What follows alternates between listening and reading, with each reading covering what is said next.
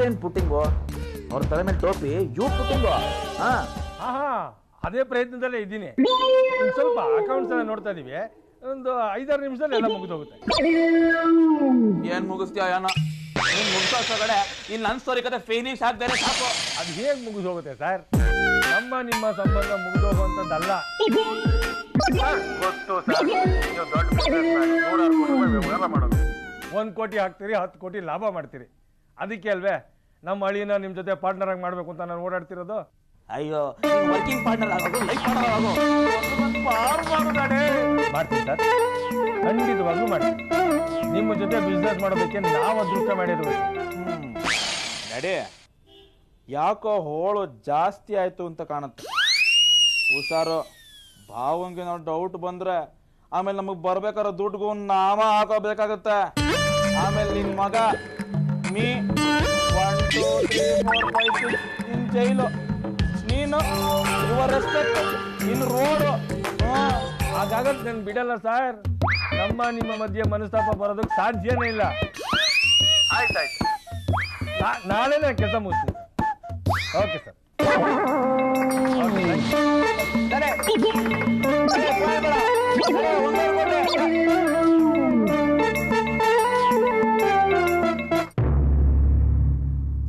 ನಿನ್ನೆ ರಾತ್ರಿ ಏನ್ ಹೇಳಿದ್ರು ಈಗಲೂ ಅದನ್ನೇ ಹೇಳಿದ್ರು. 15 ದಿನ ಅಡ್ಜಸ್ಟ್ ಮಾಡಿ ಬಂದು ಕೊಟ್ಬಿಡ್ತೀನಿ ಅಂತ. ಈಗ ನಾವು ಹಿಂದೆ ಸರಿದ್ರೆ ಚೆನ್ನಾಗಿರುತ್ತೆ. 15 ದಿನ ಬಿಟ್ಟು ಬರ್ತಾರೆ. ಅಗ್ರಿಮೆಂಟ್ ಆಗಿಲ್ಲ ಅಂದ್ರೆ ಏನು ಅನ್ಕೊಳ್ಳಲ್ಲ ಹೇಳಿ. ಇಷ್ಟಕ್ಕೆ ನಮ್ದೇ ಇರೋರು ಇಂಥವ್ರ ಜೊತೆ ನಾನು ಬಿಸ್ನೆಸ್ ನೀರು ಕೈ ಹಾಕ್ಲಿ ಅಂತ ಯೋಚನೆ ಬರಲಿ ಅವ್ರಿಗೆ. ಹೌದು ರೀ, ಈ ಟೈಮಲ್ಲಿ ನಾವು ಸ್ವಲ್ಪ ಲೇಟ್ ಮಾಡಿದ್ರು ಅವಕಾಶ ನಮ್ಮ ಕೈ ತಪ್ಪೋಗುತ್ತೆ. ಅಗ್ರಿಮೆಂಟ್ಗೆ ನಾಳೆನೇ ಲಾಸ್ಟ್ ಡೇಟ್ ಅಂತ ಹೇಳ್ತಿದ್ದಾರೆ.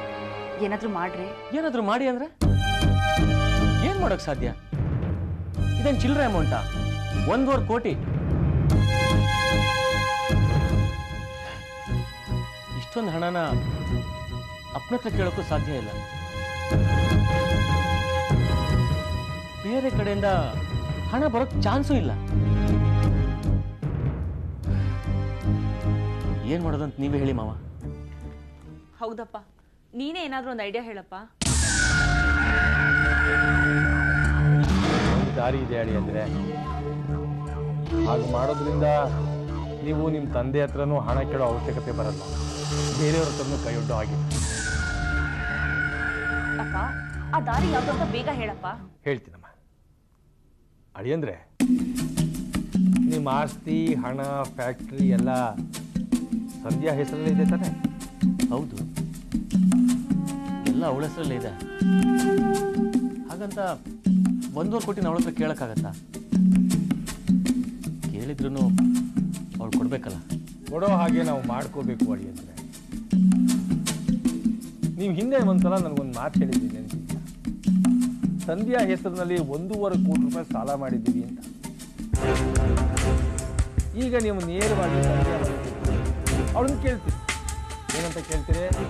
ಸಂಧ್ಯಾ ನಿನ್ನ ಹೆಸರಲ್ಲಿ 1.25 ಕೋಟಿ ಸಾಲ ಮಾಡಿದ್ರೆ ಇವತ್ತೊಂದಿಲ್ಲ, ಈಗ ಬ್ಯಾಂಕಿಂದ ಸೀರಿಯಸ್ ಆಗಿ ನೋಟಿಸ್ ಕಳಿಸಿದ್ದಾರೆ, ನೀನೇ ಏನಾರೋ ಒಂದು ವ್ಯವಸ್ಥೆ ಮಾಡಬೇಕು ಅಂತ ಕೇಳ್ತೀರಿ. ಅವ್ರು ವ್ಯವಸ್ಥೆ ಮಾಡ್ತಾಳೆ.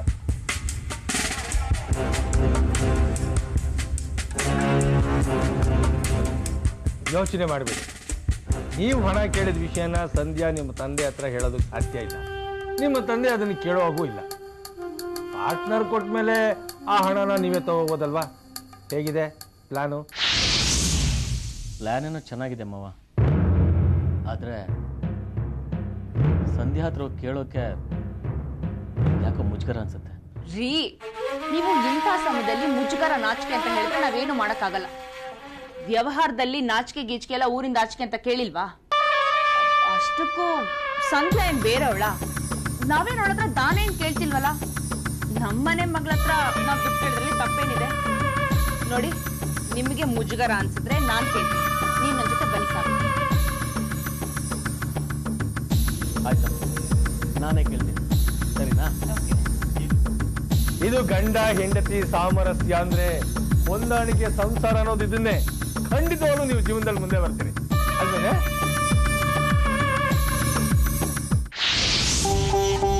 ಸೈನ್ ಮಾಡಮ್ಮ. ಅಣ್ಣ, ಇದಕ್ಕಿದ್ದ ಹಾಗೆ ಬಂದು 1.25 ಕೋಟಿ ಬೇಕು. ಚೆಕ್ಗೆ ಸೈನ್ ಮಾಡು ಅಂದ್ರೆ ಹೇಗಣ್ಣ? ಬ್ಯಾಂಕಲ್ಲಿ ಅಷ್ಟೊಂದು ಹಣ ಇದೆಯೋ ಇಲ್ವೋ? ಹೌದು, ನಾವ್ 25 ಲಕ್ಷ ಸಾಲನ ಆಗ್ಲೇ ತೀರ್ಸಿದೀವಲ್ಲ. ಅದು ಆಮೇಲೆ ನಾವು ಬ್ಯಾಂಕಿಗೆ ಹಣ ಕಟ್ಟಲೇ ಇಲ್ವಲ್ಲಮ್ಮ. ಬಡ್ಡಿ ಬೆಳೆದು ಮತ್ತೆ ಅಷ್ಟೇ ಆಗಿದೆ.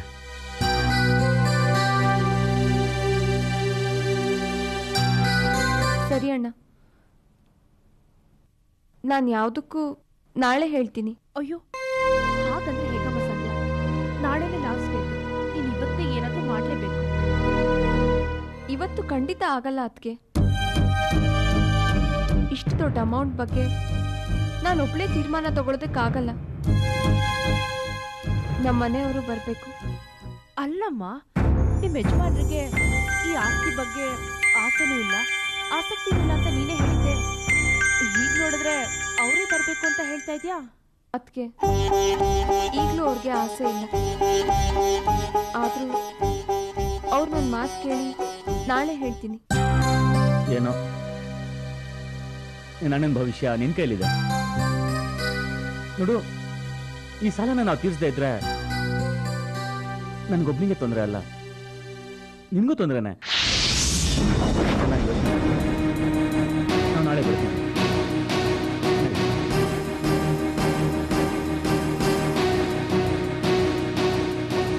ಸಂಧ್ಯಾ, ಯಾರ್ಯಾರ ಮಾತು ಹೇಳಿ ತೊಂದರೆಗೆ ಸಿಕ್ಕಾಕೋಬೇಡ. ಸರಿಯಾಗಿ ಯೋಚನೆ ಮಾಡಿ ಒಂದು ನಿರ್ಧಾರ ನಾ ಬರ್ತೀನಿ.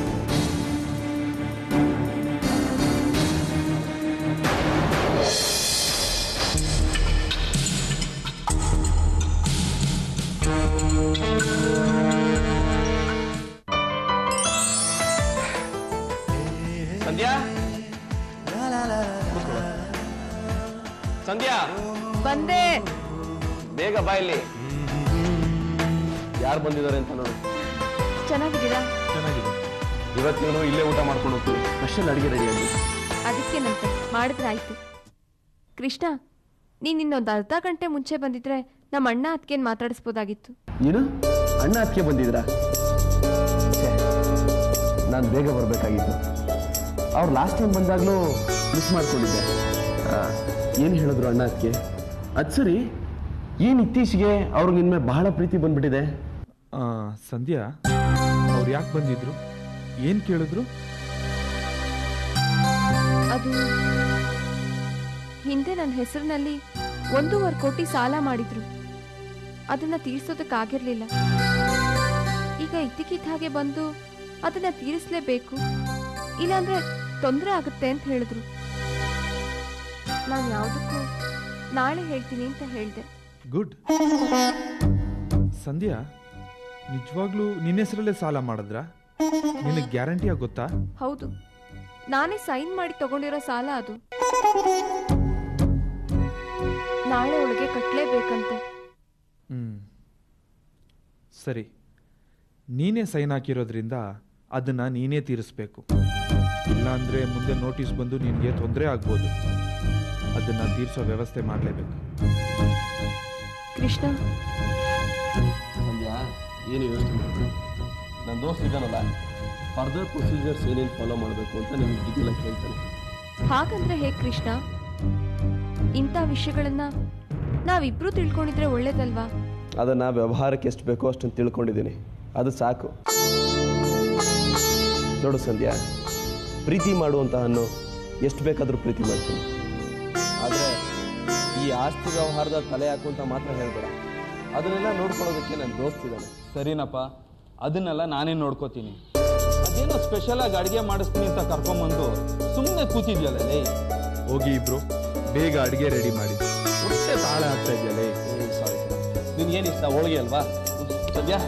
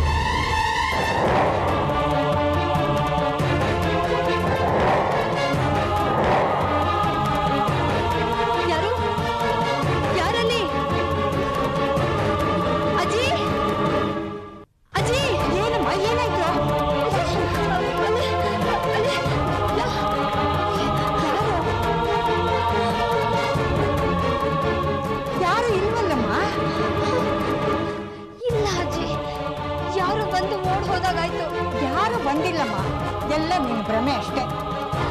ಇಲ್ಲ ಅಜ್ಜಿ, ಯಾರೋ ಬಂದು ಓಟ್ ಹೋದಾಗಾಯ್ತು. ನೋಡಮ್ಮ, ನನ್ನ ಕಣ್ಣು ತಪ್ಪಿಸಿ ಒಂದು ಇಲಿ ಕೂಡ ಈ ಮನೆ ಒಳಗೆ ಬರಕ್ಕಾಗಲ್ಲ, ಗೊತ್ತಾ? ಇಲ್ಲ ಅಜ್ಜಿ, ನನ್ನ ಮಾತನ್ನು ನಂಬಿ ಅಜ್ಜಿ. ಯಾಕೆ ನೀನು ಹೆದರ್ಕೋತೀಯ? ಯಾರು ಬರೋದಕ್ಕೆ ಸಾಧ್ಯವೇ ಇಲ್ಲ. ನೀನು ಹೆದರ್ಕೋಬೇಡ, ಧೈರ್ಯವಾಗಿರು.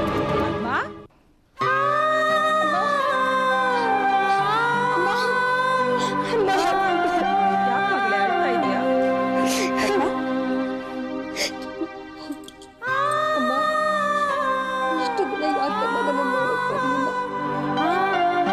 ಈ ಮಗಳಿದ್ದಾಳೆ ಅಂತ ನೆನಪೇ ಆಗ್ಲಿಲ್ವಾ ನಿನ್ಗೆ? ನೀನ ಮರ್ತಿದ್ರೆ ತಾನೇ ನೆನ್ಪಿಸ್ಕೊಳಕ್ಕೆ. ಅಯ್ಯೋ ಹುಚ್ಚಿ, ಸಂತೋಷಕ್ಕೂ ಅಳ್ತಾ ಇದೆಯಲ್ಲಮ್ಮ. ಚೆನ್ನಾಗಿದ್ದೀನವ್ವ?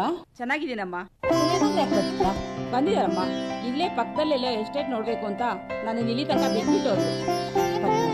ನಿಂತೆ ಮಾತಾಡ್ತಿದ್ದೀಯಲ್ಲಮ್ಮ, ಕೂತ್ಕೊಳ್ಳಿ. ನಿಮಗೋಸ್ಕರ ಮಿಡಿ ಉಪ್ಪಿನಕಾಯಿ, ಚಕ್ಲಿ, ಕೋಡ್ಬಳೆ, ಬೇಷನ್ನುಂಡೆ ಎಲ್ಲ ಮಾಡ್ಕೊಂಡು ಬಂದಿದ್ದೀನಿ ಕಣ. ಅಮ್ಮ, ಒಂದು ತಟ್ಟೆ ಕೊಡ್ತೀರಾ? ಮಾತಾಡ್ತೀನಮ್ಮ.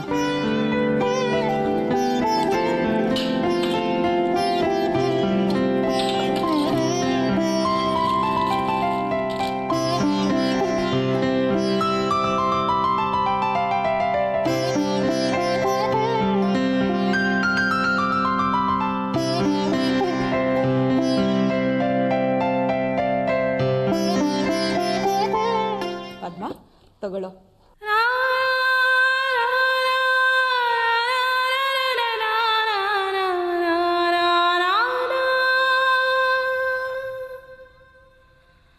ಅಮ್ಮ, ತುಂಬಾ ಚೆನ್ನಾಗಿದೆ.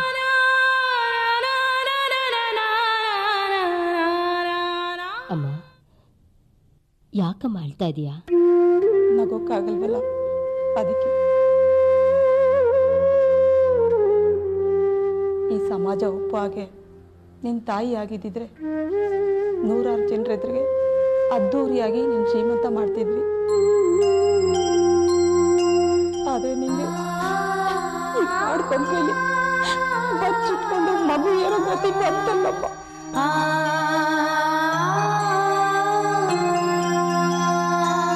ತುಂಬಿದ ಮನೆಯಲ್ಲಿ ನಗ್ನಗ್ತಾ ಓಡಾಡ್ಬೇಕಾದವಳು ನೀನು.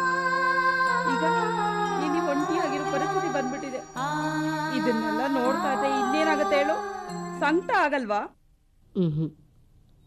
ನಿಂಗೆ ಸಂಕಟ ಆಗ್ಬಾರ್ದು. ಯಾಕೆಂದ್ರೆ ಇದು ನಾನೇ ಬಯಸಿ ಹೇಳ್ತಾ ಇರೋ ಮಗು. ಇದನ್ನ ಉಳಿಸ್ಕೊಳ್ಳೋದಕ್ಕೋಸ್ಕರ ನಾನಿಲ್ಲಿ ಬಂದು ಬದುಕ್ತಾ ಇರೋದು. ಈ ಬೇಡದೆ ಇರೋ ಮಗುಗೋಸ್ಕರ ನೀನ್ ಇಷ್ಟೊಂದು ನೋವು ತಿನ್ಕೊಂಡು ಬದುಕ್ಬೇಕೇನೆ? ಈ ಮಗು ಹುಟ್ಟೇ ಇದ್ದಿದ್ರೆ ಯಾರಿಗೆ ನಷ್ಟ ಆಗ್ತಿತ್ತು? ಈ ರೀತಿ ನೋವು ತಿನ್ನೋದು ನನ್ನಿಂದ ನೋಡಕ್ಕಾಗಲ್ಲಮ್ಮ. ಅಮ್ಮ, ನಿನ್ ಮಗಳು ಪಡ್ತಾ ಇರೋ ನೋವಿಗೆ ನಿನ್ಗಿಷ್ಟು ಸಂಕಟ ಆಗ್ತಿದೆ ಅಂದ್ರೆ ನನ್ನ ಮಗುವಿನ ಸಾವಿಗೆ ನನಗಿಷ್ಟು ಸಂಕಟ ಆಗ್ಬೇಕು?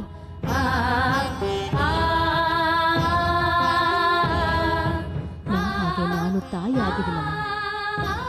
ಸಮಾಜ ಒಪ್ಪಿದ್ರು ಒಪ್ಪದೇ ಇದ್ರು ಮಗು ತಾಯಿ ಕಣ್ಣನ್ನು ನೆಚ್ಕೊಂಡು ಬೆಳೆಯೋದು. ಆ ಕಣ್ಣಿನ ಸಂಕಟ ಏನು ಅನ್ನೋದು ನನ್ನ ಮಕ್ಕಳು ತಾಯಿ ಆಗಿರೋ ನನಗೆ ನಾನು ಹೇಳ್ಬೇಕಾ? ಪದ್ಮ,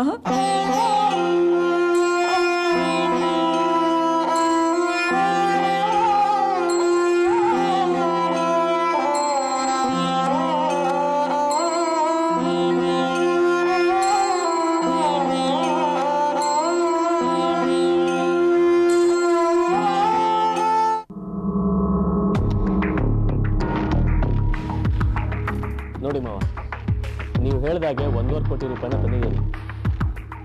ಅಪ್ಪಂಗೆ ಗೊತ್ತಿಲ್ಲದೆ ತರಬೇಕು ಅಂದರೆ ಎಷ್ಟು ಕಷ್ಟಪಟ್ಟೆ ಗೊತ್ತಾ? ಸಂಧ್ಯಾ ನಾನು ಹೇಳಿದ ಮಾತನ್ನು ನಂಬ್ಕೊಂಡು ಹಣನ ಕೊಟ್ಟಿದ್ದಾಳೆ. ಆದರೆ ಮಾವ, ಬ್ಯಾಂಕ್ ನೋಟಿಸ್ ಬರೋಷ್ಟರಲ್ಲಿ 1.25 ಕೋಟಿನ ವಾಪಸ್ ಕೊಡಬೇಕು. ಏನಂತೀರಾ? ಇಲ್ಲ ಅಳಿ ಅಂದರೆ ನಿಮ್ಮ 1.25 ಕೋಟಿ ವಾಪಸ್ ಬರಲ್ಲ. ಆಸೆ ಇಟ್ಕೋಬೇಡಿ. ಈಗ ಹೇಳ್ತಾ ಇದ್ದೀರಾ? ಹಾಕಿದ್ದು ವಾಪಸ್ ಬರಲ್ಲ ಅಂದಮೇಲೆ ನಾನೇ ಬಂಡವಾಳ ಹಾಕಬೇಕು. ಅಯ್ಯೋ, ಅಲ್ಲ ರೀ, ನಿಮ್ಗೆ ಬುದ್ಧಿಗಿದೆಯಾ? ಎಷ್ಟು ಕಷ್ಟಪಟ್ಟು ಇಷ್ಟೊಂದು ದುಡ್ಡು ತಂದು ಕೊಟ್ಟವ್ರೆ, ಅವ್ರು ಕೊಡಕ್ ಮುಂಚೆ ಹಿಂಗ್ ಅಂತಿದ್ದೀರಲ್ಲ, ಏನಾಗಿದೆ ನಿಮ್ಗೆ?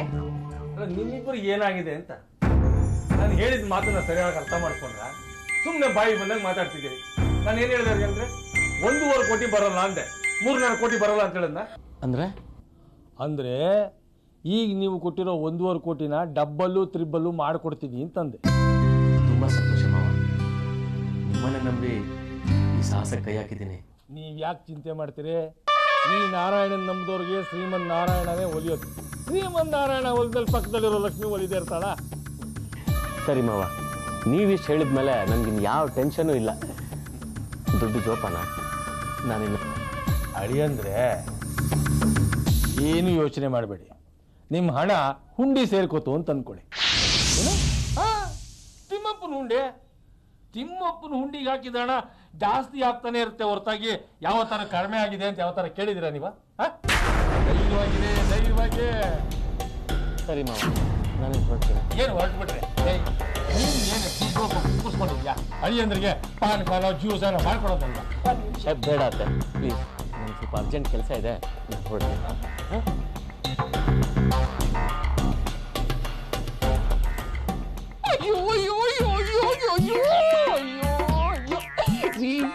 ಜೀವನದಲ್ಲಿ ಒಂದು ಸರಿ 1.5 ಕೋಟಿ ದುಡ್ಡು ನನ್ನ ಕೈಯಲ್ಲಿ